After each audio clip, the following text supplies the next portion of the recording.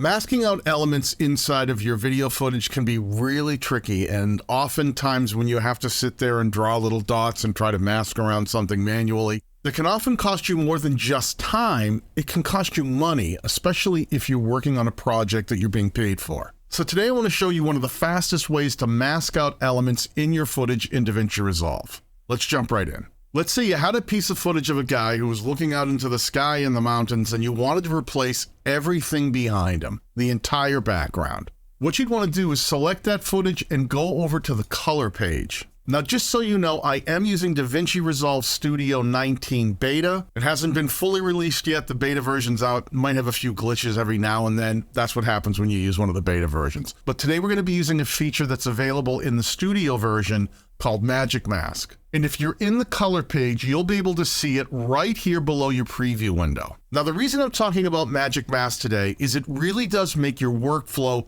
incredibly faster, especially if you tend to do a lot of masking in your footage. All you need to do is select the clip you'd want to work with. I only have one here in this particular project right now. Then underneath your preview window, go over and select the Magic Mask option. Click on that, and when you bring your cursor up into the preview window, you'll see it turns into more of an eyedropper icon. All you need to do is roughly sketch inside of the item that you would like to be masked, and the minute you let go, the mask is actually already created.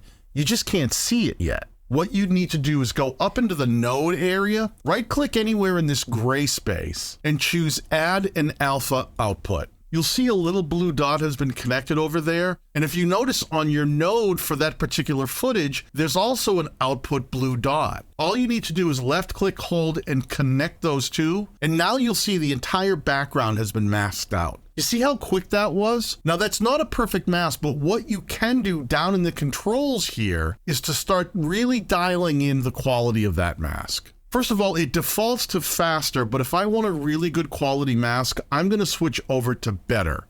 And you can immediately see up in the preview window how that mask improved. Faster had a little more extra stuff, some of the sky still up around his hair, but when I went over to better, it immediately improved the quality of the refinement around things like the hairline and his skin line. But I can still see some of the reflection. There's a little bit of that gray line, the light showing around the skin and around the hair. So what I'm going to do is I'm going to go right down here and I'm going to left click and hold and increase the refine range. And I don't want to bring that up too much. I just want to bring that up enough to just make it a little more refined. Now down below, you'll see there's even more options. I can increase the clean black. Can you see what's happening? This is with it all the way down. This is with it brought up.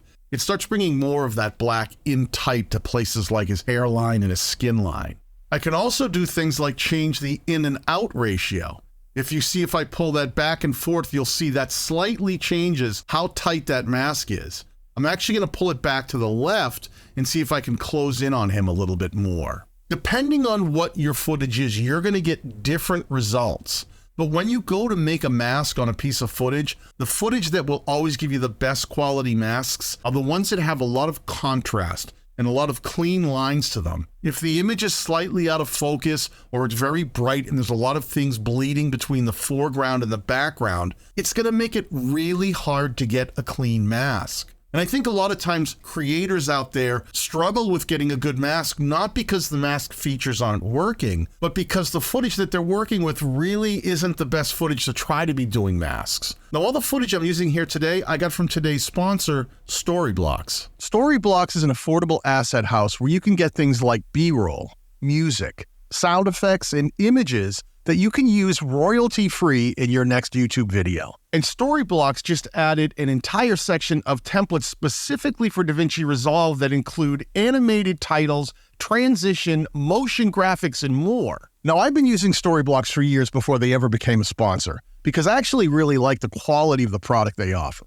I also like the fact that for one affordable price, you can get access to as many assets as you need. There are no download limits about how many videos that you can use at any given time period, how many images you can use, or how many pieces of music or sound effects that you can get from Storyblocks. I'll leave a link down below if you want to go check out Storyblocks for yourself today. Now, after you've used some of these parameters to really tweak in that mask and get it really tight around the subject, what you want to do is go up to this option menu here. It almost looks like another play control with pause and forward and back and forth arrows. What this does is it actually tracks the magic mask you just applied. Now I'm at the beginning of my footage, so I could track forward, but if I were somewhere in the middle and I started drawing this mask, maybe in the middle of the footage, my playhead wasn't at the very beginning, you could just track forward and backward, and what it'll do is it'll move in both directions from wherever the playhead was, and it'll make sure that the entire segment has been tracked forward and backward with the mask that you've applied. Now, once you're done, what you want to do is go back to the edit page and take your footage and raise it up to another track so that you have a clean track wide open below it. This is where you're going to want to grab something else like a background that's slightly different, whatever you want to use, and bring it into the track below it.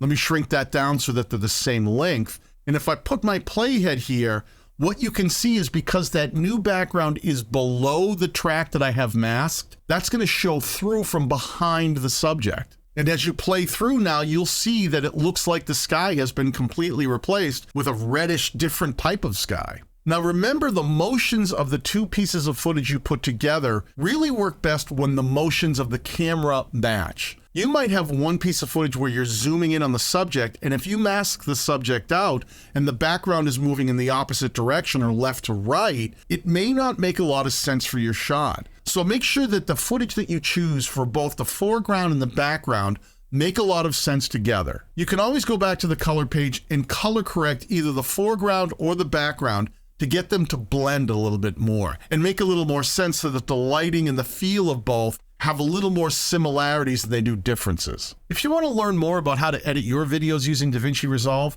make sure you click on the video that's on screen now or the ones that I'll link down below. And if you have any questions, feel free to shout them out. Peace.